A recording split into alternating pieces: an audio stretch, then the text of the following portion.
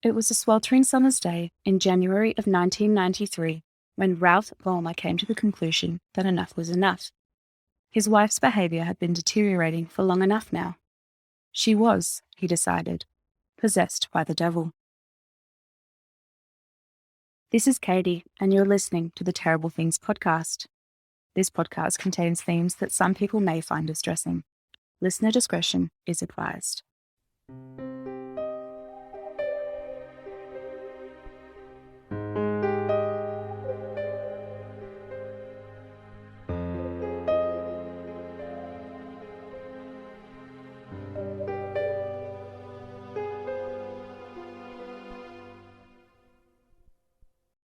Ralph Vollmer and his wife Joan lived in the small Victorian town of Antwerp, 356 kilometres northwest of Melbourne.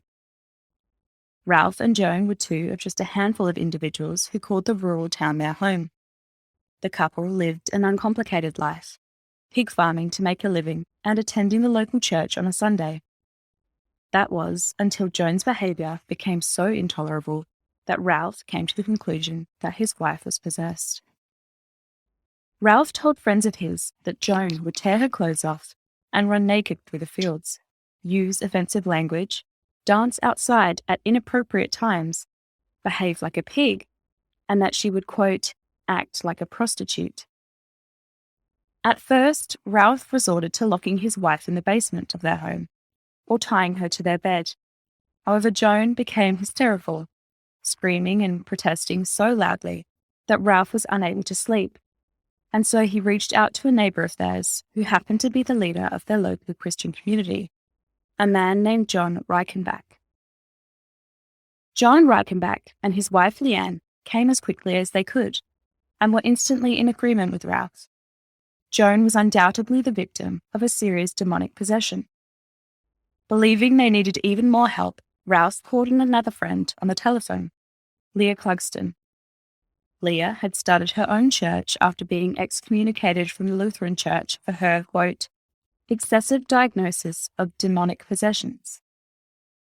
As one would expect, Leah agreed with the consensus of the group. It was then decided that Joan was inhabited by no less than 10 individual demonic presences. John Reichenbach read some passages of the Bible over Joan. However, the man had seemingly more pressing matters to attend to, and so he left his wife Leanne with Ralph to watch over Joan. After John had left, Ralph and Leanne got to work. The pair tied Joan down with her own stockings, also deciding to withhold all food and water in order to starve the demons inside of Joan.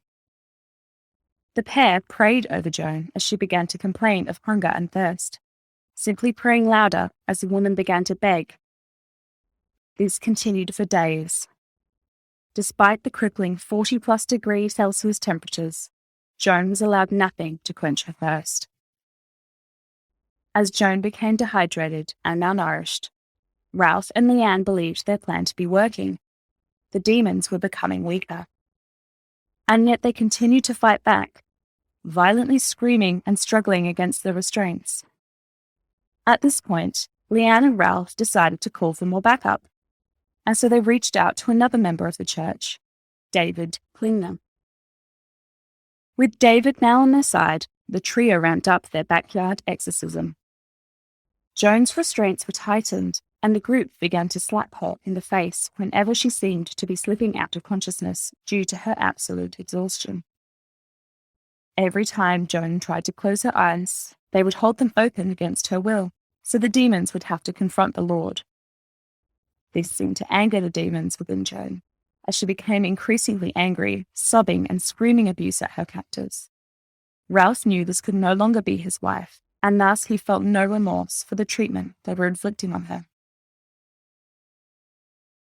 When the trio again began to struggle with Joan, they called for even more backup, this time in the form of Matthew Nuss, a 23-year-old man with years of exorcism experience and a self-proclaimed ability to communicate directly with God. When Matthew arrived, he wasted little time taking control of the whole situation. Matthew sent the others to fetch cling film and olive oil for the next steps of his ritual. He blessed the oil and ordered that everyone cover themselves in it for their own protection. Matthew then took the cling film and wrapped it around the house 7 times, covering the doors and windows to protect against new demonic forces entering the property. His next instructions involved destroying all of Joan's possessions with a sledgehammer, in case of any demonic forces being attached to them.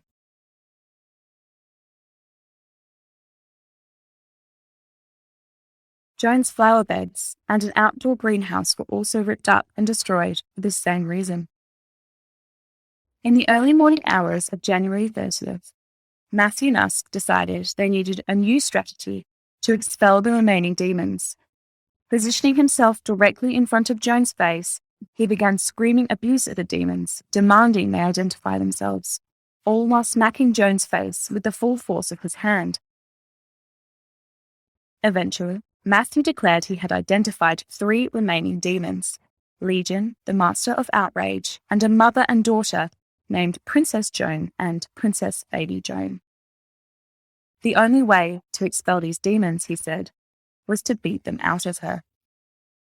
And so, Joan was moved into the kitchen and strapped down to another chair up against the fireplace. She was then beaten excessively. She was kicked and punched repeatedly and had her head slammed into the wall. The demons fought aggressively for a while before resorting to sobbing and weeping in a desperate attempt to appeal to the group's sympathies. At some point, this all became too much for Ralph, who had to leave the room, finally confronted with the reality of the violence being perpetrated against his wife. While Joan screamed, Ralph consulted God for guidance, which he received through the voices of Leanne, David, and Matthew. It was not Joan who was being hurt, only the demonic forces inhabiting her body. Everything the group was doing was for Joan's own good. They were saving her life. Ralph eventually rejoined the group in the kitchen. Joan stared up at her husband, her eyes bleeding through the tears. Ralph returned his wife's gaze momentarily, before smashing her in the face with a Bible. By the afternoon, Matthew was convinced that only 2 demons remained: the mother and daughter, Princess Joan and Princess Baby Joan. Matthew claimed the 2 demons were huddled in Joan's stomach. They needed to be forced from her body. Subsequently, Joan's beaten and bruised body was moved to the bedroom, where she was tied down to the bed for one final exorcism.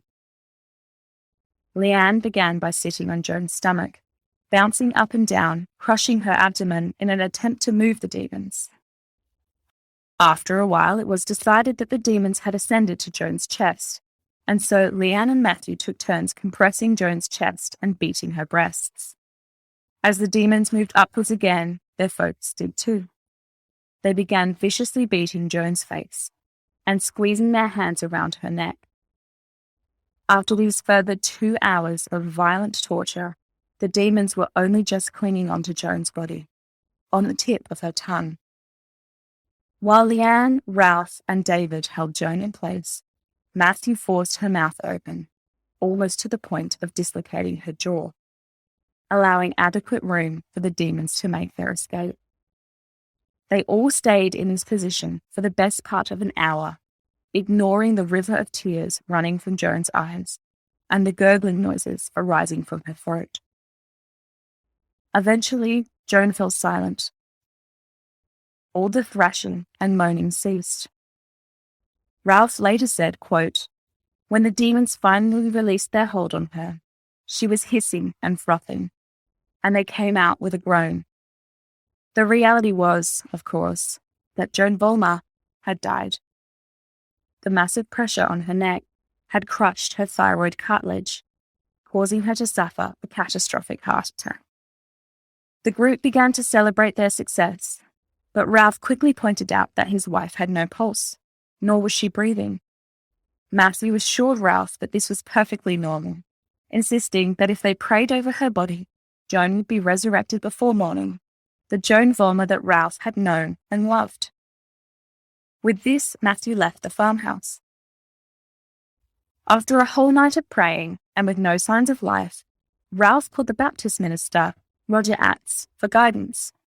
When Roger arrived, he found Leanne, Ralph, and David eating lunch while the decaying body of Joan laying on the kitchen table, fluids seeping from her body.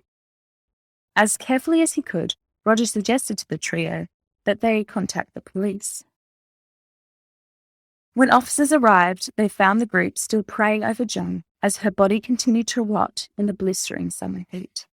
Ralph tried to tell the officers that his wife would shortly rise from the dead, and yet she never did. It wasn't until Joan Vollmer's funeral 3 days later, as the dirt began to cover her coffin, that Ralph realized that his wife was never coming back.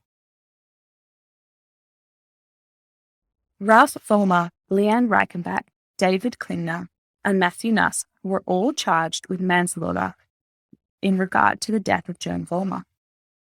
After a lengthy trial, the jury found the 4 defendants guilty of manslaughter, recklessly causing serious injury, and false imprisonment.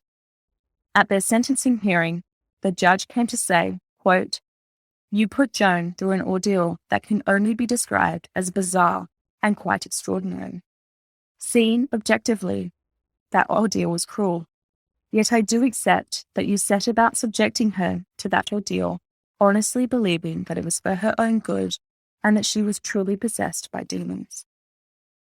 Ralph Vollmer and Matthew Nuss were both given suspended sentences and served no jail time for their crimes.